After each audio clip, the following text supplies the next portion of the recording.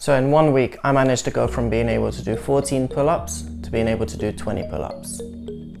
Not only will I tell you how to do this, but I will also give you pointers and tips on more than just the sets and reps you got to perform. I will tell you how to do it and what mindset you need to have. If you want to find out how I managed to do it, keep watching this video. So the first thing I done was I measured how many pull-ups I can do. Without knowing where I'm starting, I don't know how far I gotta go. So I managed to do 14. It's key that you measure every step of the way. This is important for every aspect of life. You need to be measuring so you know how much you've improved and how much you can improve. This falls in line with the SMART rule. So the SMART rule stands for specific, measurable, attainable, realistic, and timed. Depending on where you look, some of these change, but they generally mean the same thing. So we already covered part of the measuring aspect, which was measuring how many pull-ups I can do. The second part of that measuring aspect would be at the end to measure how many I can do at the end, which is 20.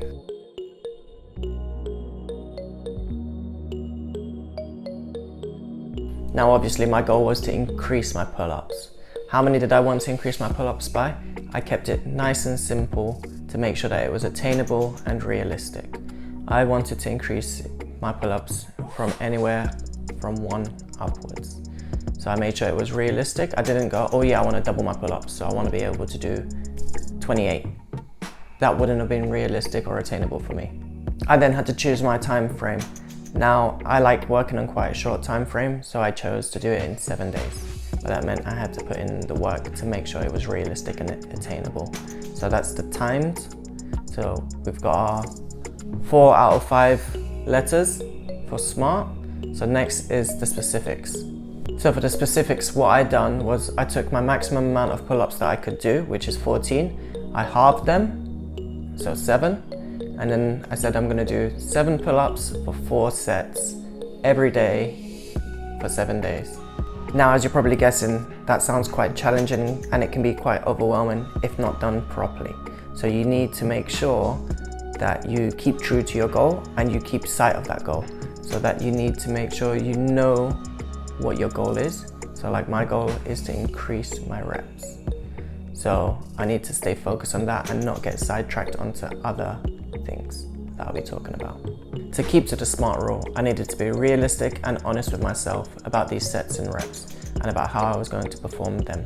I knew going into it the first day for me was a test run. So when I started to do my sets, I made sure to take as much rest as I needed between these sets. I found that I needed between 3 to 5 minutes rest in between each set to perform them to the standard that I wanted to perform them. Remember, I want to increase my pull-ups. So if I wanted to increase my pull-ups, I need to make sure that every set I do, I perform 7. Even if I needed to rest for 5 minutes, which a lot of people will tell you, no, you shouldn't be resting for 5 minutes. If you want to work and increase your endurance, you need to be resting for this amount of time. For me, why I needed to rest that long was because my fitness was very low. So it took me a long time to recover. And that's what your fitness is about how quickly you recover. Now, if I can't recover on the first day, I'm not going to make it to the end. So then my goal doesn't become attainable.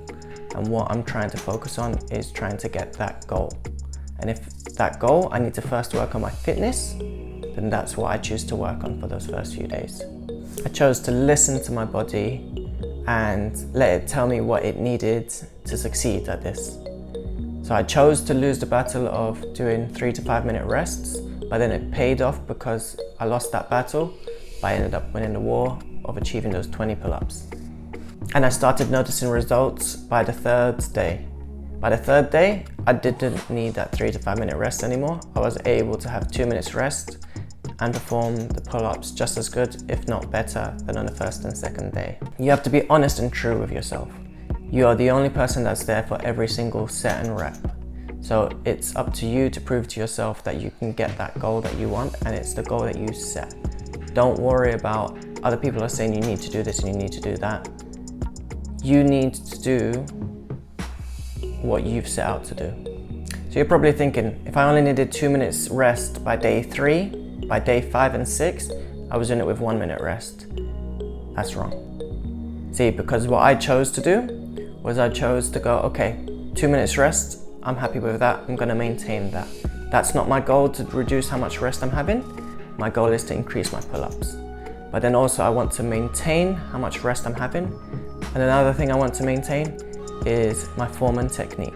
So what I started doing was I started reducing the speed in that I was doing the pull-ups, and also having a pause at the beginning and end of my pull-ups.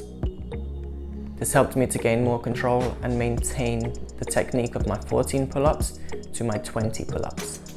I wasn't trying to prove that I could do a particular amount of pull-ups in a particular amount of time. My aim was to increase how many pull-ups I could do in one go. So 2 minutes rest is low enough for me.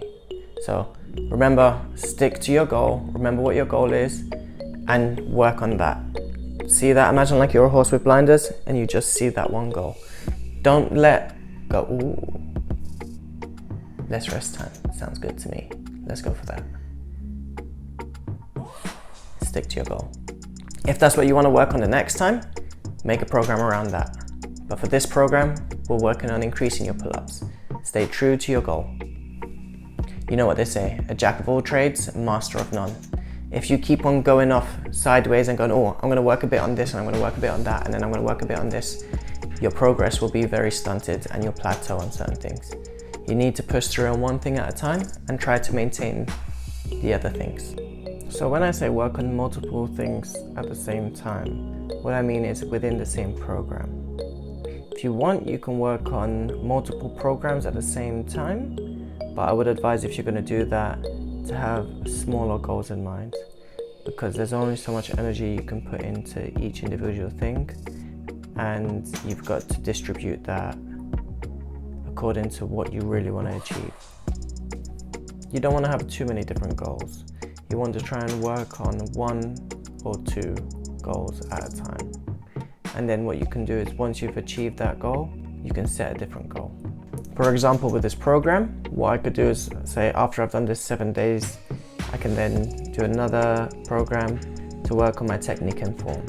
But then that would require me to change the skills and the progressions that I'm doing within the program. But that is something that I can look at doing. So I can go, okay, I've now increased my pull-ups, and now I'm going to increase my technique and form and improve on that. But working them both side by side can prove to be a little bit difficult. This doesn't mean that when I work one and not the other, that the other might improve, might not improve, but it's not my main goal. If it's a side effect of it, perfect. But if it's not, that's not my goal, that's not what I'm trying to achieve. I don't want to set unrealistic expectations, so it's attainable. One key aspect of this program was that I listened to my body, and that's what you got to do. Whenever you're working out, whenever you're training, the key thing is your body. Everybody's different, everybody reacts different to different foods, different training regimes. You've got to figure out what works for you and what your body needs. One thing might work for me, it might not work for you, but the one thing that does work is self-reflecting. So you need to be able to self-reflect. You need to see, do I need more rest? Do I need to reduce the repetitions I'm doing per set to make sure that I can comfortably do that? Because even if you reduce by 1-2 repetitions each set, I reckon you could still improve. Not only could you reduce the amount of reps per set, but you could also increase the amount of days you do it over. So I done it every day for 7 days. You could do it every other day for 14 days. Some may say that you get better results like that, but it also depends on how you like to work and what you want to achieve. So let's recap.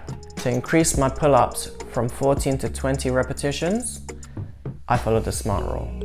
To recap what the SMART rule is and how it applied to my training regime here. So I was specific about my goal and my training regime. I wanted to increase my pull-ups by at least 1. So that would be doing at least 15 by the end of 7 days. So that's timed. So by the end of 7 days, I wanted to specifically do 1 or more than my maximum. So 15 or higher, as well as I was specific about what I was going to be doing training to achieve that goal. I set out to do 7 pull-ups for 4 sets every day. I measured how many pull-ups I could do at the beginning and at the end. I also informally measured how much rest I had to measure and see if I was on the right track, to see if my fitness was actually increasing, as that is one aspect of what would help you to increase how many pull-ups you can do. I made sure that my goal was realistic and attainable, as well as the workout that I was doing was realistic and attainable. I didn't set out to double how many pull-ups I can do and try and perform 28 pull-ups. I didn't say I wanted to increase within a day. I said, okay, I'm going to increase in 7 days, and I'm gonna, even if I increase by 1, that's me happy, my goal is achieved. I hope you found this useful, and I want you to tell me what your goals are down in the comments below. And if I can help you get to your goals, I'll do everything I can. So if you've got any questions, make sure you leave them down in the comments below.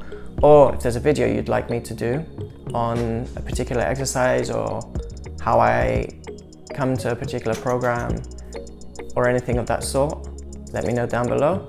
Otherwise, if you enjoyed the video, please leave a like and comment, and I'll see you next time.